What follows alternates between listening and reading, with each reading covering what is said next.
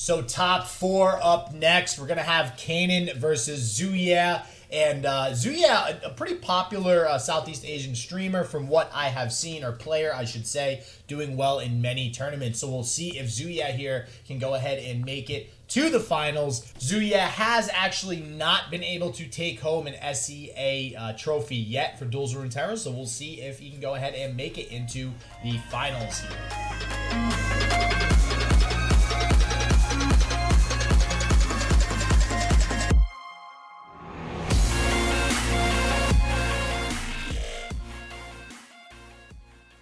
Listen, there's a lot of new archetypes that could come out of this set potentially, so I'm super stoked, super excited to see this set finally drop later on this week. And looks like we are still a couple minutes here waiting on XiuYeah. Give me 1 second. It looks like their round counter has started, but they haven't actually started the game. Oh, yeah, never mind. Just as I say that, they are about to start the game. So let's get into game one. XiuYeah versus Kanan. I didn't even have time to open the deck list. I was so busy talking to Diana. I know everybody. I mean, Diana. I'm not gonna lie. Definitely seems underwhelming for how everybody was like excited for Diana. So we'll see. I don't know. I still think that because she's lower costed, it's super hard to stat her properly. So I feel like it's harder to evaluate as well. Yeah. Like that's I feel like low cost champions, you kind of actually just have to like see how they play out. Yeah, 100%. But I have no eggs in this basket. No horse in this race is the metaphor I was going for. Don't know how we got to eggs in baskets. What I do know how we got to is Kannan versus XiuYeah in the top four. Kannan bringing a solid lineup of scouts. Nope, that's XiuYeah's decks. Bringing a solid lineup of Frostbite midrange, Ezreal Twisted Fate, and Thresh Lux. And that was XiuYeah that you just went over, right? So I'm gonna try to. That was Kannan. That was Kannan. All right, so yeah, XiuYeah, the trusty scouts, Ezreal Swain, and Elise Callista Sejuani Indoor Spider. Not sacrifice Indoor Spiders. I will call it that until the day I die. I don't care if you take all the spiders out of the deck. That's Indoor Spiders. I don't care if you move to a different region. I don't care if it's mono Bilgewater with 3 Dehu Indoor. That's Indoor Spiders. Well, maybe not then. You know, I just think it's the sun is starting to like appear. It's gonna be really weird once the sun comes up. The sun doesn't come up here for like 2 more hours. But you could kind of like, I don't know. I see like a little bit of glare from a couple hours ago at 2 a.m. when we first got up. Close the Targon spoilers. You're looking at Leona. Yeah, right. Oh man! All right, so we have aggressive opener out of XiuYeah. That's what we got. Yeah, that is insane. Not to mention the Callista, just to top it all off. I don't think she levels here. You still need one more. Yep, but it's going to be 6 damage to the face of Kanan here. So XiuYeah off to an absolutely incredible start. And it's not often that we see the fearsome version of this deck anymore. A lot of players have sort of switched to a more mainstream thing. They're playing the Avarosan Sentries. They're playing Omen Hawks. XiuYeah only playing 1 copy of Sejuani, the 3 Endor, and a couple copies of Fury of the North does hit those 6 cards. Sort of the maximum that you want to be playing in an Allegiance deck in Legends of Runeterra and still feel good about it. If you play any more than that and you miss Allegiance, we are going to make fun of you a little bit. We're going to say that you deserve it, which is possible because XiuYeah's playing 9 Bilgewater cards in his Bannerman deck and still plays Bannerman. And single combat coming out. That is a feels good trade if I've ever seen one. Getting the Callista killed prior to leveling up with that Grizzled Ranger there. Going to get the Loyal Badger Bear, or the Boomer Bear, as we so dubbed it earlier. As more sets come out, Boomer Bear is going to sound a lot better. Ooh, look at that atrocity. Yeah, already with the Dehu Endura as well. I just meant the art on it, but... Oh yeah. That's different too. Yeah, that looks sick. That does look cool. I kind of like that picture a little bit better than the other picture, not going to lie. Riot, can we change these pictures? I wonder if we think that. I wonder if we think that because we've seen the other ones so much. Probably. Yeah, I think we're biased. Oh. I'm fine with that, though. Everybody exists with bias. It'd be wild for me to pretend otherwise. But Kannan has started to take back the board. This Thresh and Badger Bear are going to be pretty difficult to get over. XiuYeah a little bit gassed out here. I mean, obviously still has the Endor, still has the Atrocity, but honestly, I don't think that many units have died. No, they really haven't. I mean, we weren't even able to level that Callista up. We will get 2 more, seemingly, that die here. So there's that. But very critically, there's going to be 7 more damage coming to Kanan. So I don't think this Endure even needs to be that big. Yeah, that's true. I mean, it looks like so. But can you play the Endure? There are Vengeances in Kanan's deck. You're not going to have Endure Atrocity available until turn 10. Mm-hmm. Do you risk it? Well, you might not have to. You might just throw an Atrocity on. So you can actually just double Atrocity's 3 attack units and find lethal if you're feeling quite ballsy. I mean, well, we'll see. I mean, if there could be an interesting turn having 2 Atrocity, you can't have They Who Endure an Atrocity mana available in the same turn that you have 2 Atrocity mana available. So you could see a very interesting turn where that mana is kept open, and maybe Zuya is able to play around what Kanan has in response to that. But I don't know. That's really slim. I still think we just see a They Who Endure come down, and if that gets countered, more damage comes through, and we just see another Atrocity. But Kanan might be able to get something like a Radiant Guardian or some sort of lifesteal down before that happens. XiuYeah's got a weird line to walk where you know that Kanan has a lot of removal. There's Vengeance, there's Concerted Strike, there's Single Combat. Going for this Atrocity would be extremely greedy. All of those cards do punish this play here. And the real question is going to be, is this Endure out of Concerted Strike range? Because if Vengeance is the only answer you have for it, sure, that's all well and good. But if Concerted Strike also opens up, things can get really dicey. And as long as you do hang on to these 2 units, this Ravenous Butcher and this Mist Wraith, maybe you don't care as much if your Endure does just walk into a Vengeance next turn. Yeah, the Concerted Strike is a really good point. We're actually talking about that on the last tournament that we casted as well. Do you just Atrocity here? Oh, wait, for 3 damage? I mean, your opponent was tapped out. Oh, now we have... Yeah, you're good. Now we have Fury of the North alongside it, so we have lethal off of Fury Atrocity and do have the mana for that available, though that would be extremely risky into a Radiant Guardian. This Radiant Guardian could have been what he needed to blow the game open, and this is what I was worried about. Concerted Strike is an option to kill this. Yeah. If this is Concerted Strike, this is just gonna... Okay.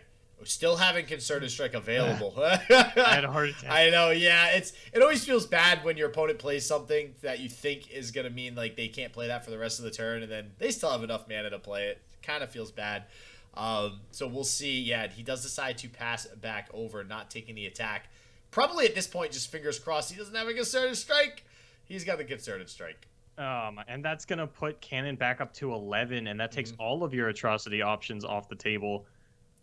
I mean, I guess you were kind of forced to play the Atrocity, or the They Who Endure there, though, right? Like, there's not much else you could have done. Not really. It's so awkward. You never really get around Concerted Strike if you go for this, like, cheeky double Atrocity kind of lethal. Now we're even going to lose the Wraith Caller, and oh my gosh, we're going to lose the Wraith Caller pre-con. This is why I like Blinding Assault and Lux deck so much. We could not only play another Radiant Guardian here and swing back to full HP, but now our Thresh is leveled going into our attack token. And Ravenous Butcher, probably the worst top deck I could conceive here.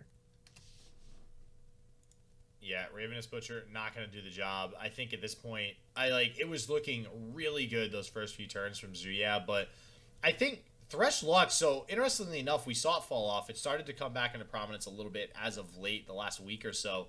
I think Thresh Lux is an incredible matchup versus They Who Endure, specifically because of those early Concerted Strikes and these Radiant Guardians. You have to get like a 20 Endure with an Atrocity, and if you're not able to make it to that point in the game, like we're seeing is the issue here, it's just going to be... I don't know if I like this. I think I prefer Fury of the North. Oh...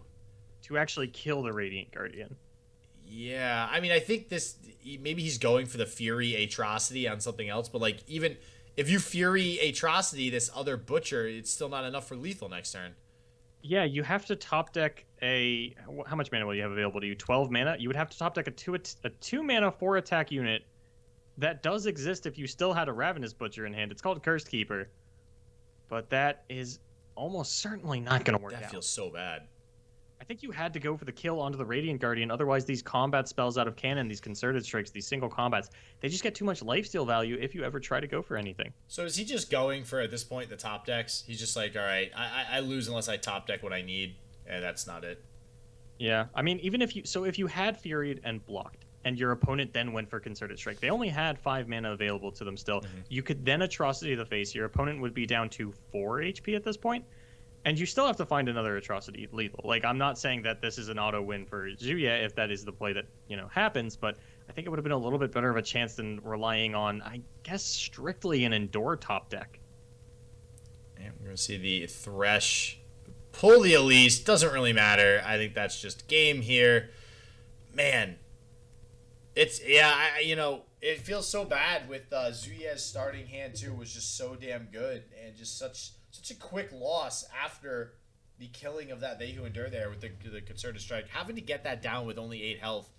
So detrimental to XiuYeah's strategy there, being within Concerted Strike range. I know we were saying that we haven't seen a lot of massive Endures lately. We don't really see them break. I think like 12-12 or 14-14 is like the absolute top end of what we've seen. We're more so seeing them comes out as like 8-8s or 9-9s or things of that nature. Whoa. Do we have to define the size of the They Who Endure now? Oh my god, please don't. So actually, that's kind of what I was going to talk about. If your Endure is smaller than an 8-8, it is strictly worse than Alpha Wild Claw. That's a good point. Now that we actually, this is funny because we actually saw Alpha Wild Claw like get on board at some point in a game. Where did that even come out from again? A treasure trove. Oh, that's right, a treasure trove. So now we're actually comparing this card to things because we saw it for the first time. When I started playing Legends, like when Legends of Runeterra entered open beta, the first thing I tried to do was like build a War Mother's Call deck again, right? And I was playing Endure for whatever reason, and it probably was like everybody I saw was playing Alpha Wild Claw, and I'm like, you're so dumb. Like my Endure's getting big, and then sometimes I would draw a 5/5 Endure, and I'm like, why aren't you Alpha Wild Claw? Now with the mana nerf onto Endure, like, does it ever behoove you to just play a copy or two of Alpha Wild Claw? Get this, like, technically 4th and 5th Endure online, given the size of the Endures that you are relatively playing around that point in the game. I mean, are there just better cards than Alpha Wild Claw, too, though? Like... Oh, you disrespect... Well, there's no claw. There's no law when you're drinking the claw, baby. You gonna disrespect him like that. I'm actually going to look real quick to see what other cards have, like, higher attack than Alpha Wild Claw. Because, I mean, they are already maxed out at 3 Endure, every Endure deck, right? So... Yeah, but, I mean, it is 6 mana for 7 attack Overwhelm. Mm-hmm. And that's still a lot. That is a lot. And especially... So you're actually getting it a turn earlier than They Who Endure. And in some of these control-y type matchups, it could very well... I mean, that honestly could be not a half-bad card in some situations. I mean, it's one of those, like, buck wild things that I kind of just get to throw out there. I don't expect it to start to see play. Oh, no. We're all doing it. I figured I would throw the possibility out there, given, like, the comparative value of it, especially given not only the nerf to Endure's mana cost, but just the value that we see Endure's getting nowadays. We see the Ash come down from Kannan. If the attack comes out, I would have to assume that there is going to be a Brittle Steel on the side of XiuYeah. Or on the side of Kannan, rather. Do you block with the War Chef to play around Brittle Steel, or do you think it is Elixir of Iron? It's also Savage Reckoner. That's a 7 mana, 7 attack Overwhelm Challenger. Yeah, but that's not in Shadow Isle Freljord. Oh yeah, that's Noxus, never mind. Hey man, I'm trying. What is in Freljord, though, is that 8 mana, 7/7 regen Challenger. Yeah, I think that's it. Or you could always throw a Tryndamere in there. XiuYeah playing sort of ultra respectful, not going for a block onto the Ash, saying, if you have Brittle Steel, if you have Elixir, like, I'm not willing to sacrifice one of my units into Brittle Steel. I have to play around with the War Chef, but I'm not willing to lose my War Chef for an Elixir of Iron. Yeah, and we do see the Elixir of Iron come out here. Gonna go ahead and lose the Jagged Butcher for the Elixir of Iron instead. I don't know. And I do think it... I mean, do you usually block the War Chefs here instead of the Jagged Butcher just because War Chefs is War Chefs? I would think so, but it looks like Kannan is playing pretty cognizant of his life total. You would have fallen down to 3 instead of 4. I don't think there's a massive difference between the two. Every time you use that word massive now, I'm like, whoa. You just think of Hold on, is this actually massive? Like, are we using this word properly? All right, let's see. Oh, it doesn't even go for the Cithria first. And this is what I was talking about. XiuYeah, you deserve that. You greedy boy. You have 8 Bilgewater cards still in your deck. I love when people, they play the Bannerman and then they, like, hover the Bannerman for the effect. Like double checking. Like, wait, does this do what I think it does? Did I put this in the deck for the right reason? I mean, this is what you get. He's running 3 Jagged Butcher, 3 Petty Officer, 3 Misfortune. We saw 1 Jagged Butcher already. That means you've got 8 cards left, and by turn 5, probably something close to a 30-card deck. That's almost a third of your deck. Those are not phenomenal odds. You deserve this. And Sith3 are going to come down. I mean, I think he still has a really good shot to win this, right? Like, he's outside of Reckoning right now, so Reckoning not going to be able to just absolutely destroy his board. I think this open attack on the following turn just wins the game. There's always potential for Harsh Winds. You know, Harsh Winds is a card. Now, how many copies... Well, he actually does have an Ash on board as well, so he will have access to potentially more. It does have 2 in the deck, so 5 potential copies of Harsh Winds right now in Kanan's hand. Gonna go out on a limb and say... Sorry, 4 potential copies because 1 Ash is on the field. Never mind. Only 2 now because the Ash is dead. So that's definitely a lot less likely to have the Harsh Winds, but still a possibility. That Culling Strike, though, gotta love that combo. Frostbite and stuff followed by a Culling Strike. So this is where the 1 point of damage saved comes up for Kannan. If he has nothing to do about the open attack, still survives because the Bannerman would only represent 3 damage. XiuYeah recognizes that, says this open attack isn't lethal. I have to develop a little bit more. If you have Reckoning, I have the answer in the single combat that I just top decked. Yeah, that single combat is absolutely, like, astronomically huge. I'm thinking the only issue is, does Kanan could have a Reckoning and, like, another Elixir, which would feel bad. We did already see 1 Elixir come out. I don't think there's also Harsh Winds. Not anymore. We're down to 5 mana. Sorry. Brittle Steel. So he could Brittle Steel the Bright Steel Protector if he goes to single combat the Trifarian Assessor, but it doesn't look like we're going to see a Reckoning. I would be very surprised to see It was discounted somehow. I don't know how, but it was. And kind of, I feel like 1 Reckoning is what we're seeing out of a lot of these Frostbite mid-ranges. We have seen a couple of games, quite a few games actually, where the Frostbite mid-range player does kind of just clunk up on these Reckonings. But with the prevalence of things like Endure Spiders nowadays, I feel like it's such... Maybe it's an awkward ban thing where it's like it's such a blowout versus Endure Spiders, but I think Frostbite midrange is probably the deck that we're seeing get banned the absolute most as of late. I think Swain Twisted Fate might even be number 2. Actually, somebody just corrected me in chat too. I don't know why I always assume that Ash gets you a Harsh Wind. Like, I always confuse Flash Freeze and Harsh Winds. Anivia, Harsh Winds. Yeah, Ash, Harsh Winds. Yep. Tryndamere, Harsh Winds. Yeah, they all just get you Harsh Winds, all right? They do the same thing, okay? They all freeze stuff. When essentially Harsh Winds is just 2 Flash Freezes, right? It's the same thing. So... Just literally duct tape them together. Yeah. That's what I do with my Flash Freezes. Yeah, when I get some cold air, I just I duct tape it to the rest of my cold air. That's how I stay frosty in the summertime. So, yeah, it's just looks like Kanan throwing up the shed emote. Gonna be game 2 going to XiuYeah there. And wow, okay, gonna go ahead and go to game 3 in this best of 5 series. We'll see who's gonna be able to make it to the finals. Just a quick update as well. Never mind, don't have a quick update on the other top 4 game. I was gonna, really? You baited me. I know, I did bait you. I just, if you guys are ever playing in a tournament, I know Smash GG, it's leaves something to be desired sometimes, but update the match score if you can. It helps us casters out. It does us a solid, all right?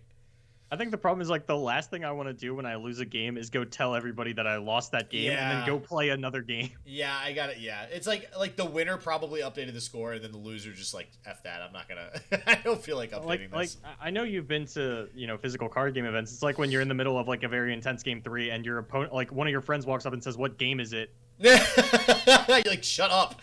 Or even worse, if it's game 2 and they're like, "What game is it?" and you hold up 2 and then they say, "Who won game 1?" and it's like, I don't want to point at my opponent, I want to kill him.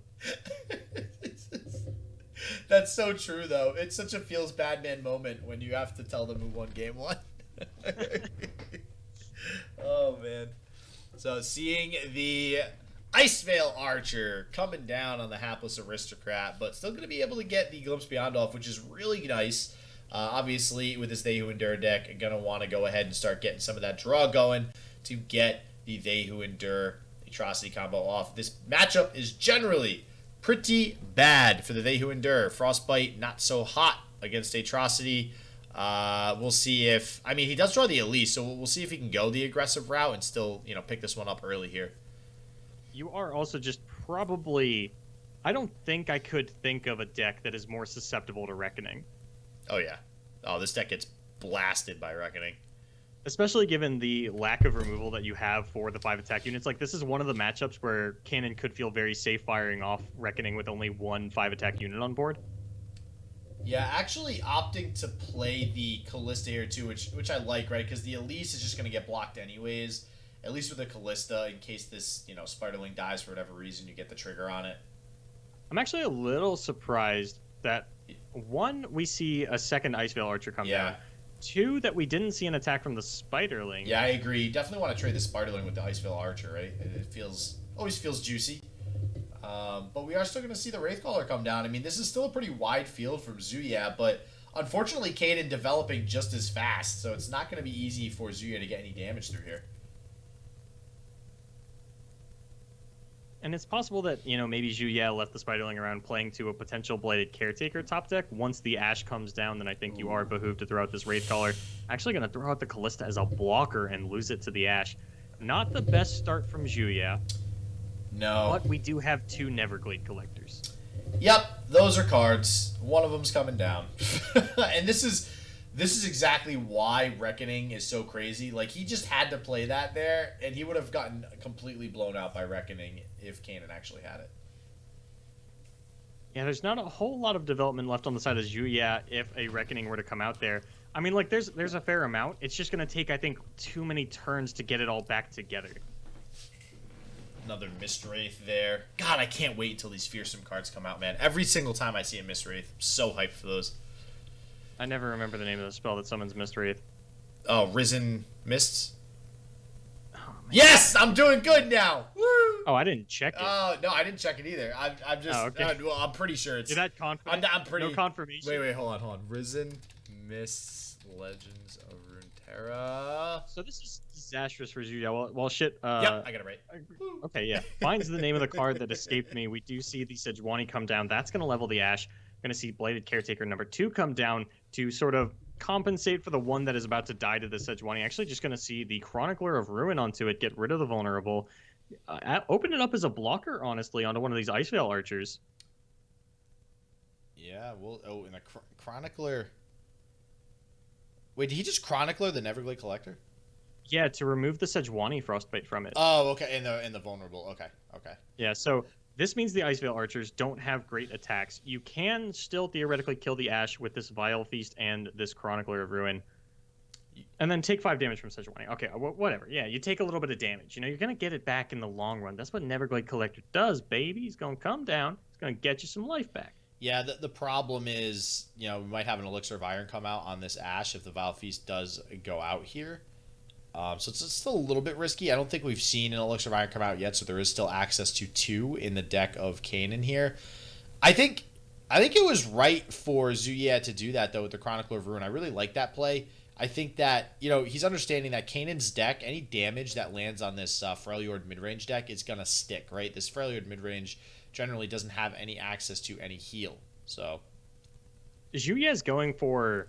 And he doesn't have a lot of a choice, but it feels like what I would call like a game 2 strategy, where it's like there's one game left. So like I can play a strategy that just says if you do draw the Reckoning, I lose. I hard lose. There's no coming back from that. There's nothing I can do about it. If you do that to me, I have to go home, out, just out of this. But there's a game left, so maybe I can play in this space a little bit. There's only one Reckoning available to you, and maybe this double Neverglade takes over the game. No, and I do like that. I actually really like that. There is only one Reckoning. There's a lot of people that play this deck. It's either 1 or 2 Reckoning. If there was 2 in this deck, I would say that it's absolutely a trash strategy. You shouldn't go that route. But 1 Reckoning, you're playing to your odds a little bit here. Especially, I think he's kind of forced into doing that with just how his beginning hand played out. He didn't really have the aggression needed to be aggressive. Kanan obviously had plenty of units to play down on the board with both Ice Veil Archers coming down early on there. And, wow, going to take all of these attacks. I mean, anything that you could block the Elise and get value, but then XiuYeah gets to keep the Spiderling. Yeah, but I feel like any damage is just, you don't want to take damage. Well, I mean, if you block it, you still take 2 damage. From because of the Neverglade. Oh, okay. All right. Wow. So yeah, I think Kannan, like if you block the Elise, you still take the 2, and then XiuYeah still has 6 units. So I do think it is correct not to block. It is correct not to block there. And now XiuYeah has opened the floodgate for one of my favorite win conditions, the Neverglade Collector Sejuani combo. Oh man. But I think there's a non-zero chance XiuYeah just dies to this enchanted crystal arrow. Yeah, I got to agree with you there. And just to answer Magden in chat, I kind of like that, and I think I'm going to call that card exactly that from now on. I'm going to go out on a limb and say he's talking about Shunpo. And there is no Shunpo in the deck, but God, do I love calling it Shampoo now. So, we're calling it that. Oh man, we even have to play the Sejuani before the crystal arrow comes out. Which means the only blockers we're going to have are likely going to be the Neverglade Collectors, and we're even going to lose one of those to the Ash attack. This Elixir of Iron out of Kannan blew the game wide open. Oh, that's one of SCA's casters, Kannan. All right, thanks, Moonboy. Oh, didn't realize that's a caster. Nice. All right. I told you, because I think you were like, who usually casts with Moonboy, and I'm like, I think Moonboy changes partners every like 2 or 3 rounds. There's so many people in SCA that want to cast. That's awesome, though. All right, good to see a caster making it to the top 4 here. That's pretty freaking cool. All right, so we have 3 blockers. That's enough to die to Decimate. Yes. And we do have 3 of those now, so that works out nicely for Kanan. Okay, so, I mean, you throw the Mistwraith under the Ash. You throw these Neverglades under the 3 attack units. You take 10 damage. You gain back 2. And then you've got a pretty decent attack turn. You have a pretty decent attack turn, and you still have, you have these Neverglades on the field. As long as they're sticking... Oh, never mind. Well, do you just die now? You don't die, but you do lose a Neverglade, which I think is pretty similar to dying. It's like the same thing. Yeah, and you really need a double Neverglade to stick around, and that's what the Brittle Steel is going to prevent. Yeah, I think this is gonna kind of spell the end here for XiuYeah. Unfortunately, I mean, he could top deck something like a They Who Endure. I guess that would be helpful, but you got to figure this Neverglade's probably gonna die soon here. Probably. So shit, you've been keeping track. What's the level up ticker on this Sejuani out of XiuYeah? Oh, if that was Alpha Wild Claw, baby. Technically the Alpha Wild Claw would be better here. I have no clue what the Sejuani is. I want to say it's 3. From the looks of the arrow, I go by the arrows, Boulevard, and I want to say it's 3 right now. Yeah, it looks like even if all these attacks connect, the Sejuani isn't leveling, so just not getting enough value out of this Neverglade. Or it could actually be... No, it's 4. Is she it's leveling? 4. Oh, she is leveling. Okay. So I was looking at Kanan's... Okay, so it is going to Frostbite the board. Oh. Never mind. Okay, yep, that's lethal. That's... Wow. I mean, you die to Decimate anyway, right? I mean, yeah. Yeah. Oh. Bye-bye, Sejuani. Nothing. Well, actually, no, you would have gained enough life to live through 1 Decimate, and then I guess I don't even think like an Atrocity top deck would have done it. Oh, man. So, Kanan going to go ahead, take home game 3 there. Going to go up 2-1 versus XiuYeah. We have ourselves a series going into game 4. And that means Ezreal Twisted Fate is the last deck for Kannan. XiuYeah deciding, do I want to go back to this Ezreal Swain? Do I want to stick on this Endora Spiders? What's going to give me the best chance at beating an Ezreal Twisted Fate deck? I think historically, Ezreal Twisted Fate wins a lot of the Ezreal matchups. So I think you do want to stick with Endora Spiders, but eventually you do have to beat it with this Ezreal Swain deck. And it's hard, too. I see him kind of just, like, hovering back and forth, right? It feels bad to have to pick They Who Endure again because you just can't seem to pick up a win with it right now, which I gotta say, too, is interesting. They Who Endure... I don't think I've seen They Who Endure have this much difficulty winning a game since it started to see more play as of late. I think I have, and I think that's one of the reasons we don't see the deck get banned pretty much ever. It does seem very strange to me that like we are seeing a lot of Twisted Fate Swain banned, and that is a deck that you typically only see in an Endure lineup. A lot of players just don't respect the Endora. It is a little bit inconsistent. It is a little bit high rolly, and I cannot figure out how we are getting to a point where it's turn 9 and we're seeing 5/5 Endoras out of some of these players. Yeah, that feels bad. Man, you know, like how does that even happen? I think you're really supporting your case for Alpha Wildclaw here. I gotta say, like, so I was watching the North America cast, and like I was watching Lobster versus BBG, and Lobster, you know, it's like turn 10, and BBG's like, here's my 5/5 Endor. I was like, how'd you even keep it that tiny? Yeah. What did you feed that? Yeah, thing? I feel like it actually takes skill to keep it that low. Like, yeah, I mean, so, you know, this is why I still call it Endor Spiders, to remind everybody, you can put Brood Awakening back in the deck. We can go the token route again if we're trying to get bigger Endors. Oh, jeez. You guys are playing too much to the Callista and not to the Eldritch God that your deck is named after. Yeah, and, you know, which is one of the reasons why Elise has kind of fallen off as well. So Elise might see a rise in play if that were to happen again. But for now, we're in the world of no Brood Awakening, with there actually being 2 Elise in XiuYeah's version of the deck as well. Only 1 Sejuani, so interesting on that side of things. We'll see if this... you know, this is what... All right, we said this yesterday for the PCS. We've seen this a ton of times lately. Ezreal on turn 3 against They Who Endure decks is so debilitating. It's so difficult to deal with this Ezreal. It's going to be sticking around for a little while. These Blighted Caretakers will help with the Vile Feast, so maybe he's able to remove it off the board pretty quickly, but he's got to do that if he's going to stay in this game. Yeah, I think it does behoove you to like set this up. Oh no, just not even gonna go for it. We're just gonna go for the Mist Wraith or the Wraith Caller into the Mist Wraith, ignoring the line of the Blighted Caretaker. Challenge out the Ezreal, Vile Feast it next turn. And I think that play would have, like, that play has some risk attached to it. If anything happens to the sapling, then that play goes completely out the window. It feels like you've wasted your entire turn, and a Make It Rain could even blow that one wide open while also offering up 3 targets onto the Ezreal and stonewalling all of your aggression for the turn. But these are such weak attacks out of XiuYeah. That's 4 damage you push through. That's nothing. Those are baby numbers. Yeah, that is not good. Even, you know, Kanan opting to just take the block, too, with the Ezreal. Not every day that you see that happen. And probably going to get another attack off with it is not going to be good. I mean, this Mist Wraith is just going to go down to another Mystic Shot. He's going to get a little bit more poke damage. This is not looking good for XiuYeah. I mean... it's pretty likely he's going to be able to get rid of this Ezreal next turn with the Caretaker now. I don't see why he doesn't, you know, proc this Cursed Keeper on the following turn. Looks like he'll possibly save the Spell Mana, maybe play the Bark Beast. See, all right, I was going to say, do you play the Bark Beast first? But I guess not there, because then it would just Mystic Shot the Bark Beast, right? I think it behooves you to play the Bark Beast now, though. Yeah, I think you do need to play it. And then, like, you only need to save 2 spell mana here. You only have the Vile Feast available anyways.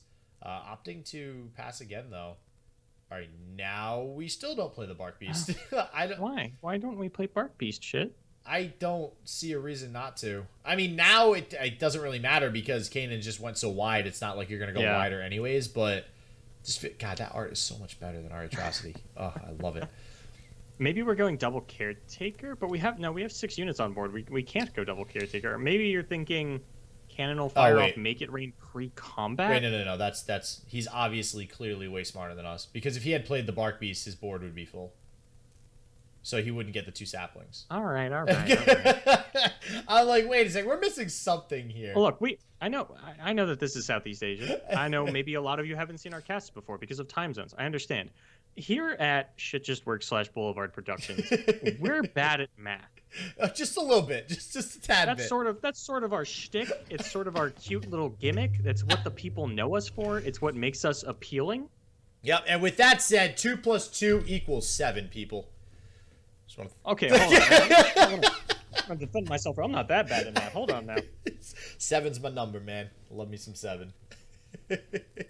So we got the all-out attack here. Gonna finally pull this Ezreal. Hopefully get it off the table, unless exactly what you were concerned about, Boulevard. Some sort of way to deal with the sapling means this Ezreal is still gonna be sticking around, pumping out those Mystic shots like a beast. That is a rough Make It Rain. Yeah. Actually, it looks like the Make It Rain lined up onto the sapling that was hitting Ezreal, so a bit of a wasted Mystic Shot. Yeah. And that's so weird, right? Because like that Mystic Shot came out to play around RNG. Yeah, you kind of had to. So he's just Kanan playing kind of safe there. And I think, like, if he guarantees that the sapling dies, he's in a much better spot anyways. I don't think saving that Mystic shot would have really done much for him, because you're essentially, if you save the Ezreal, you're getting more Mystic shots anyways, right? So you might as well save it now and then just keep the Ezreal. So XiuYeah contemplating playing this Caretaker to actually get the Endure up to match Kanan's life total at that 13-13. And this is the everything is fine Yasuo. I think Kannan either thinks that XiuYeah misclicked or there's an Endure coming down next turn. And I think it's actually something I've noticed. It's really hard to misclick in Runeterra. Yeah, I got to agree. Like in Hearthstone, I be accidentally playing cards all the time. Yeah, I got to agree. The only thing is burst speed spells. So like, yeah, those are easy to screw up, especially if you want to like hover the eye and see how it works. Yeah, which you can't. It's like impossible to do that, right? Yeah. Yeah, I think they gotta work something into that so that burst spell can like be hovered, but I don't know how they would do that. I mean, people when the eye was announced, people were like, well, like if you're a card game player, you should know how everything resolves. That's like part of the skill of it. So like I understand not having it for burst speed spells, especially because like as soon as they leave your hand, they do resolve. But speaking of resolving, Endure resolves. Kannan, nothing in the deck answers this. Oh no, he's just this now that this Endure has hit the field and there's Atrocity in hand, this is gonna be hard for Kannan to navigate. I think it's impossible for Kannan unless you can find enough burn, which also doesn't seem possible. I think Kannan has kind of accepted his fate here, especially if there is an Atrocity coming out of XiuYeah, which you would kind of expect. Yep. The other sort of problem, if you don't want to die to Vile Feast, you have to block with Ezreal. Okay, wait a second. There's actually no way. Can he just open a... Yeah, it just actually doesn't matter. Yeah, there's nothing that Kannan can have. Doesn't he... The disrespect. I know what my deck is capable of. I know what your deck is capable of. Love to see the confidence. We see a lot of like Western players go, oh man, maybe there's like, yeah. Let me just go to the card creation subreddit and see if there are any cards anyone has created in the last 6 months that get my opponent out of this situation, and I'll try and play around that. And Riot randomly put it into the game. Like I'm still worried about it. It's like, how did my opponent randomly discount a deny or grab it from Ionia and put it in their deck somehow? All right, and we now have... All right, so we're going to see the same Ezreal TF deck here on the side of Kannan, and then we're going to see Ezreal Swain now. So the Ezreal, not mirror match, one being TF, one being Swain. I know, Boulevard, you were saying earlier that the TF Ezreal deck usually does pretty well into the Ezreal decks in general. Yeah, Riptide Rex... very good against any deck that doesn't maintain much of a board. Obviously, like it's good against board-centric decks, but also if you are playing a pillar deck, Riptide Rex will just tear that apart.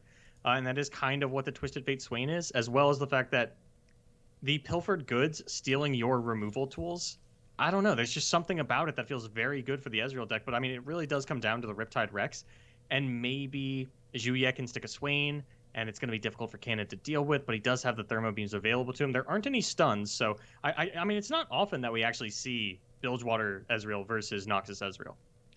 Yeah, we don't see it often, and there's a lot of caveats here, right? Like I tend to agree with a lot of what you're saying, but then it's like, all right, well, Leviathan and Swain are still really hard to get rid of, and that is still going to be a problem on the side of the Ezreal TF deck. Sure, you have Riptide, but Riptide, like Swain and Leviathan eat up Riptide shots, and it might not actually be a full clear depending on what else XiuYeah has on the board. On top of that, this Ezreal Swain deck that XiuYeah is running seems to be a little bit more geared towards the Ezreal win condition, running a Blade's Edge with the 2 Rummage to get excited. So there's a chance that we actually see XiuYeah win with an earlier Ezreal here. It's strange because it also feels like he's playing more to the Swain win condition by main decking a Sumpwork match. Yeah, you could say that.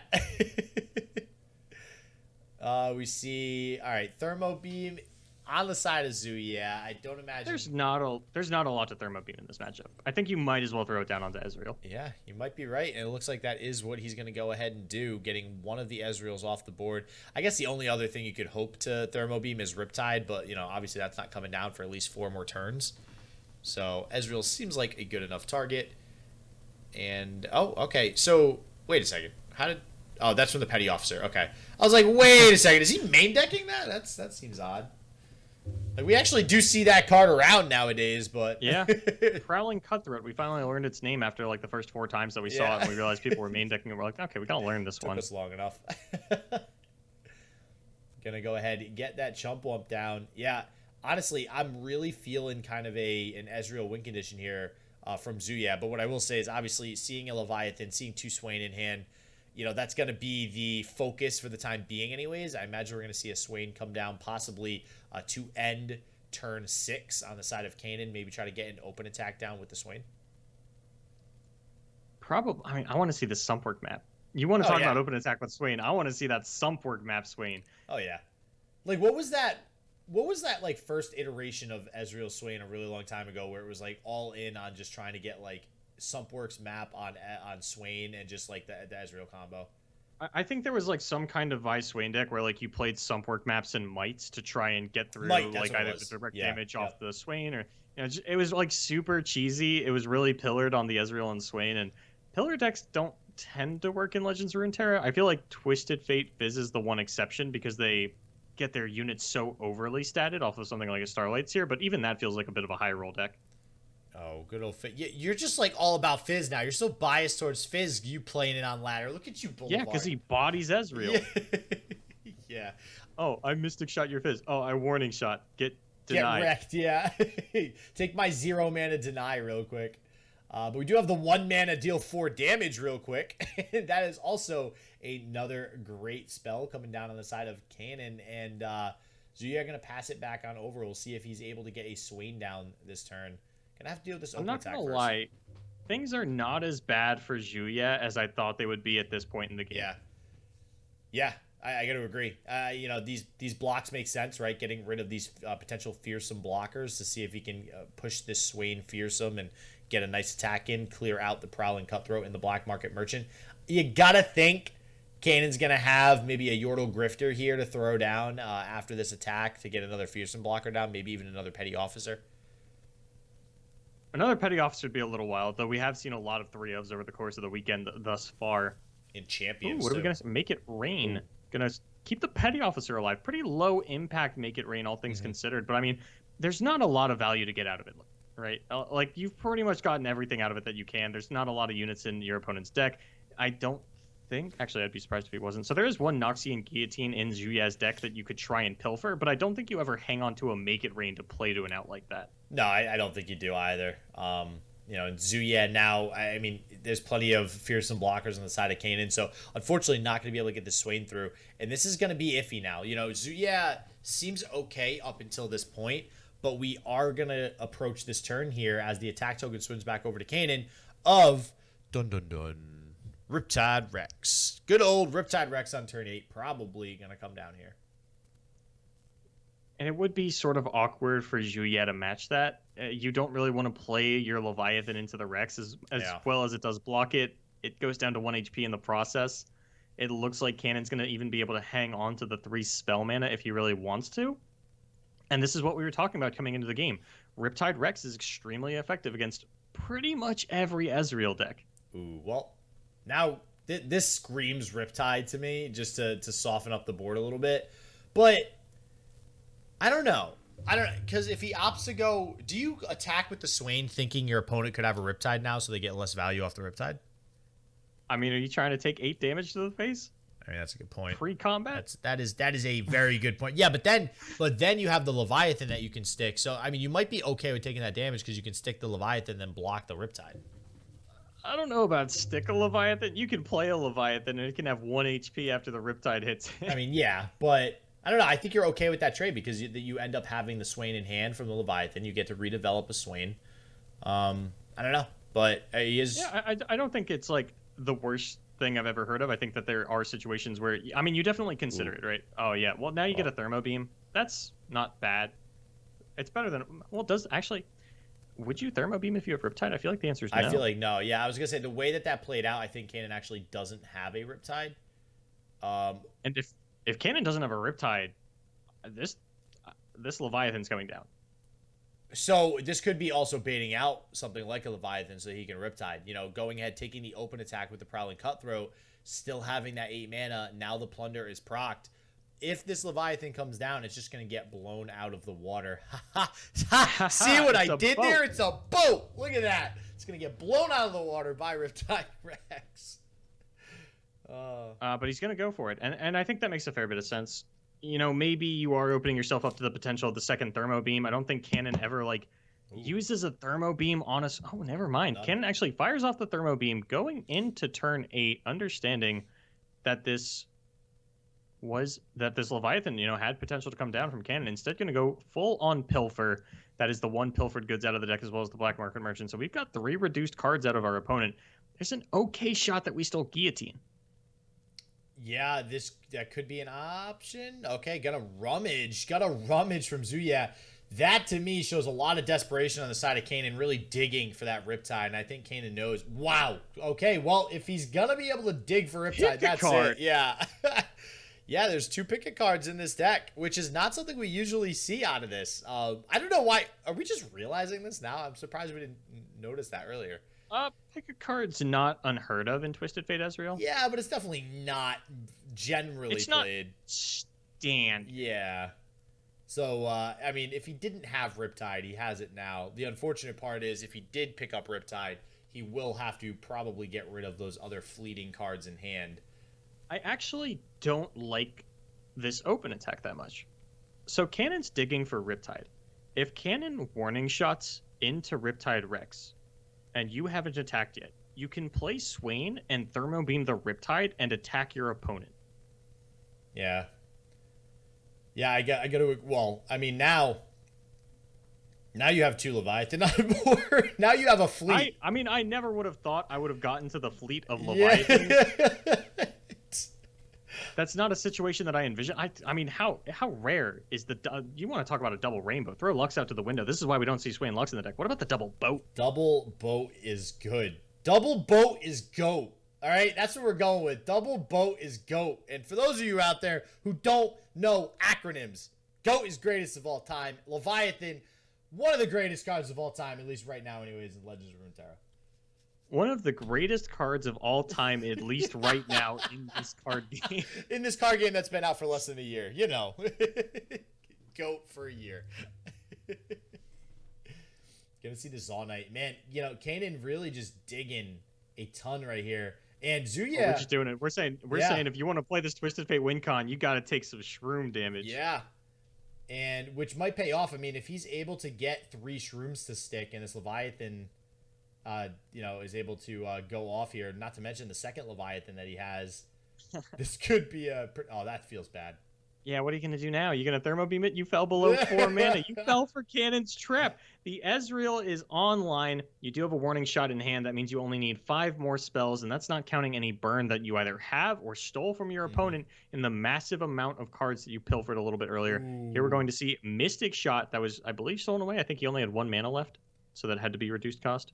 So he does. So Kannan does. It looks like have to win next turn though, because if this Leviathan comes down, I'm pretty sure he'll draw 3 shrooms over the like. There's a pretty good shot he draws. Did he just? Why did we? Why did we do that?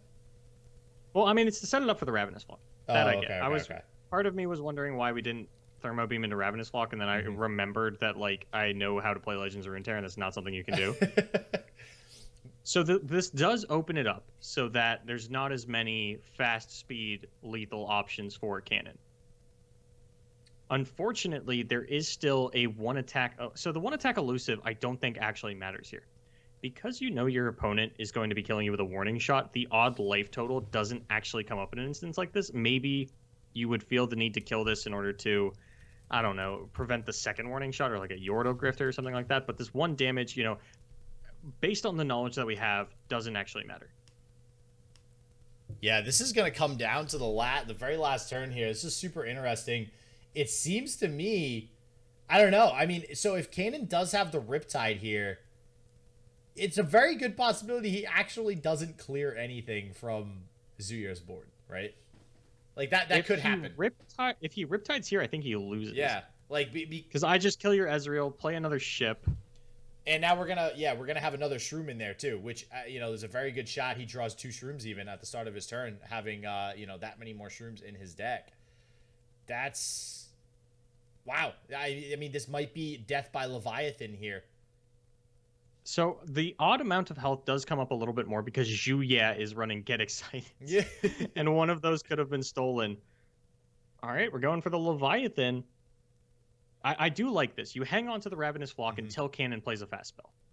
Oh, yeah, 100%. And now you have presented lethal. Kannan now they can't, no funny little games get to come out. No, oh, you're going to top deck 2 shrooms.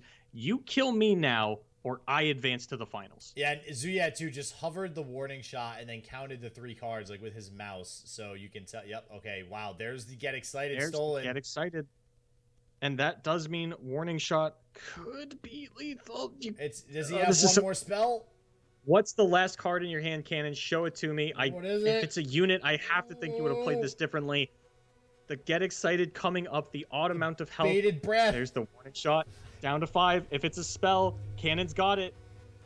Oh, he forfeits. You're out of Kannan. Oh, that's heartbreaking. He's so close. So close to going on to the finals, but XiuYeah gonna pick it up.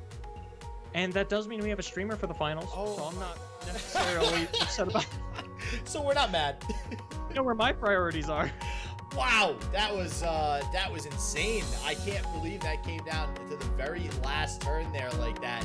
Absolutely insane gameplay on the side of both players, but XiuYeah gonna go ahead and make it to the finals here. Let's see, and his opponent is Adele. All right, so congrats to XiuYeah, gonna make it to the finals, see if he can take home his first Duels of Runeterra. And as always, everybody stay healthy, stay positive. I hope it just works for you, and peace out.